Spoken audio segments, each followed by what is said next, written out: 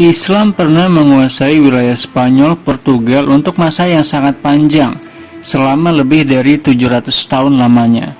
Banyak sekali peninggalan-peninggalan sejarah warisan peradaban Islam yang masih berdiri hingga kini di wilayah Spanyol dan Portugal. Kali ini saya akan membahas 10 peninggalan peradaban Islam yang sangat indah yang ada di wilayah Andalusia. Mau tahu apa saja? Tonton videonya sampai habis, dan bagi Anda yang baru pertama kali mampir jangan lupa subscribe dulu. Yang pertama adalah Istana Alhambra di Granada. Istana Alhambra di Granada adalah salah satu tempat yang paling menggambarkan keindahan arsitektur Islam di Spanyol dan dianggap sebagai istana terbaik di dunia yang menggunakan arsitektur gaya Islam dan Arab. Istana ini merupakan istana bersejarah dan juga merupakan sebuah benteng yang dibangun oleh Raja Abu Abdullah Muhammad I yang dikenal dengan Ibnul Ahmar, yang berkuasa di kerajaan Granada atau yang dalam bahasa Arab disebut Gornatoh. Dia berkuasa pada pertengahan kedua abad ke-10 Masehi.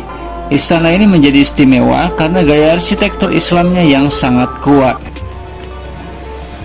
Yang kedua, peninggalan selanjutnya yang cukup fenomenal adalah Taman Al-Arif. Taman Arif dianggap sebagai salah satu peninggalan sejarah yang paling indah dari peradaban Islam yang ada di Spanyol. Taman ini didesain sebagai sebuah taman yang melengkapi peradaban Islam yang sedang berkuasa di masa itu. Lokasinya yang berada di wilayah utara dari Istana Alhambra membuatnya menjadi semakin istimewa, karena sebenarnya taman ini memiliki sebuah villa yang dahulu digunakan oleh salah satu raja muslim sebagai tempat rekreasi dan istirahat.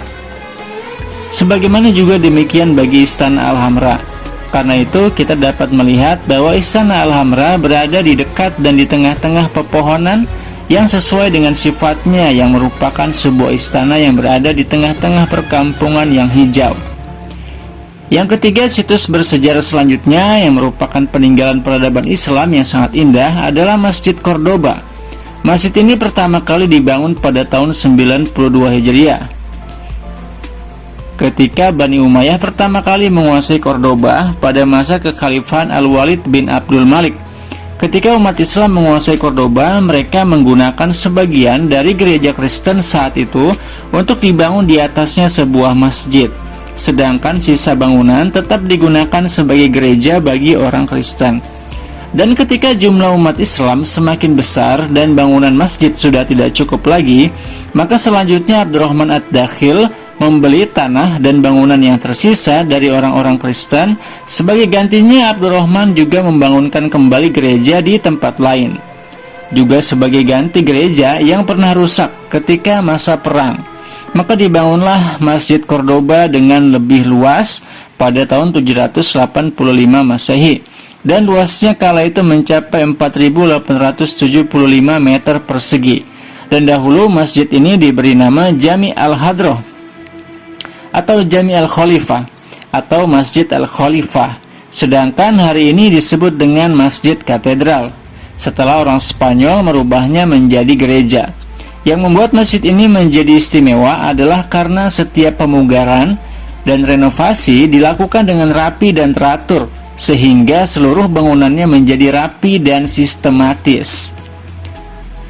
Yang keempat selanjutnya adalah Istana Madinah Az-Zahra, dibangun oleh Abdurrahman An-Nasir di kota Az-Zahra sebagai sebuah istana yang megah. Tembok-temboknya dibuat dari marmer yang dihiasi dengan emas, dan di setiap sisi dari 8 sisinya ada 8 pintu yang dibuat dari gading dan juga dari emas dan perhiasan, dan sisi-sisinya dihiasi dengan patung-patung dan gambar-gambar yang indah, dan di tengahnya ada tempat penampungan air yang besar yang dipenuhi dengan bunga lilih, dan matahari jika terbit di atas tempat duduknya maka akan menghiasi istana itu dengan cahaya yang menakjubkan.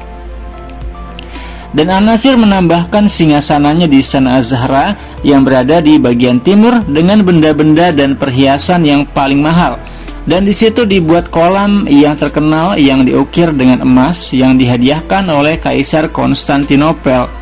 Selain istana, di dalam Az-Zahra juga ada masjid yang panjangnya 30 ziro dan ditambah dengan sebuah tiang dan kubah yang megah dan juga mimbar yang bagus dihiasi dengan hiasan-hiasan dan juga ayat Al-Quran yang ditulis dengan penuh keindahan.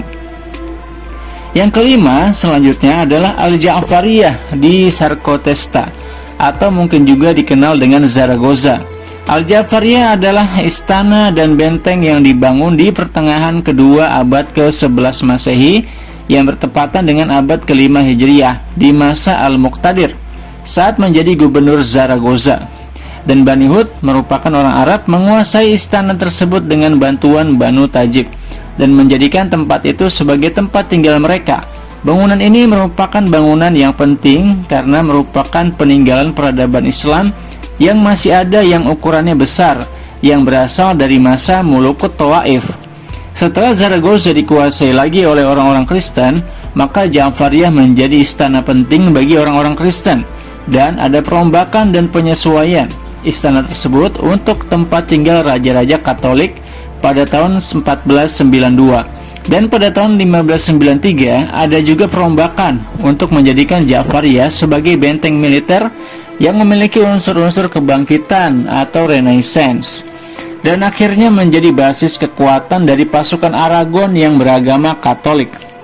Yang keenam selanjutnya adalah Menara Al-Qida di Ishbilia atau Sevilla. Ini merupakan sebuah menara yang berdiri di wilayah Ishbilia atau Sevilla di Spanyol dan merupakan salah satu ikon dari tempat tersebut. Dahulu menara ini merupakan tempat dikumandangkannya azan, namun setelah dikuasai oleh orang-orang Kristen, maka menara ini berubah menjadi tempat didentangkannya lonceng gereja. Orang-orang mengunjungi benteng ini dari berbagai penjuru dunia, dan tinggi dari menara ini adalah 97,5 meter. Saat menara ini dibangun, menara ini merupakan menara tertinggi di dunia. Yang ketujuh selanjutnya adalah Burjuz Zahab. Dia adalah menara untuk mengintai, bisa dikatakan menara militer untuk mengintai sungai besar di Ishbilia atau Sevilla yang berada di selatan Spanyol. Menara ini dibangun di masa Khilafah Muhammadiyah yang dimaksud untuk menguasai gerakan orang-orang yang lewat di Sevilla dan juga di Andalusia, karena sungai yang ada di hadapan menara ini merupakan sungai besar, dan menara ini juga digunakan sebagai tempat untuk penjara di masa pertengahan dan juga sebagai pos penjagaan untuk menjaga barang-barang yang datang dari luar wilayah ini, terutama setelah ditemukannya jalan baru menuju India dan dunia baru yaitu Amerika. 8. Selanjutnya Benteng Al-Qosbah yang ada di wilayah Malka. Benteng Al-Qosbah dibangun di abad ke-11 Masehi di masa pemerintahan Islam. Orang-orang muslim membangunnya di atas bukit yang tinggi untuk mengawasi kota dan juga dermaganya. Dan juga terdapat tembok pertahanan ketiga, tetapi sekarang tidak ada lagi kecuali 2 tembok di bagian dalam saja. Dan benteng ini juga mencakup di dalamnya museum kota, dan museum tersebut mencakup beberapa situs-situs Islam, termasuk istana, taman-taman, dan juga air mancur. Dan di dekat situ juga ada panggung yang dibangun di masa Romawi. Yang ke-9 selanjutnya ada Masjid Bab Almarhum atau Masjid Nurul Masih. Ini merupakan salah satu situs sejarah paling tua di Tolitola yang selesai dibangun tahun 390 Hijriah yang bertepatan dengan tahun 999 Masehi. Setelah kota ini dikuasai oleh Kristen pada tahun 1085, masjid ini berubah menjadi gereja dan diberi nama Nurul Masih atau Cahaya Isa Al-Masih. Masjid ini berbentuk segi 4 yang terbagi menjadi 3 ruang yang digabung dengan 4 baris. Masjid ini memiliki 9 kubah. Masjid ini merupakan bukti keindahan arsitektur di masa Bani Umayyah yang masih tersisa di Andalusia. 10. Selanjutnya Benteng Jurmas yang merupakan salah satu situs peninggalan Islam yang berada di bagian utara dari semenanjung Iberia, dan ia merupakan bangunan militer dan merupakan benteng terbesar yang dibangun di masa pertengahan di Eropa. Di dalam benteng ini terdapat pintu khilafah yang memiliki gaya arsitektur Islam. Demikian teman-teman sekalian, peninggalan-peninggalan penting dan fenomenal yang masih ada di Spanyol dan Portugal. terutama sekali di Spanyol ya teman-teman ya. Mudah-mudahan ada manfaatnya. Terima kasih Anda sudah mampir. Jangan lupa klik tombol like dan subscribe dan share kepada teman-teman yang Anda sayangi. Terima kasih, sampai ketemu di video-video selanjutnya. Wassalamualaikum warahmatullahi wabarakatuh.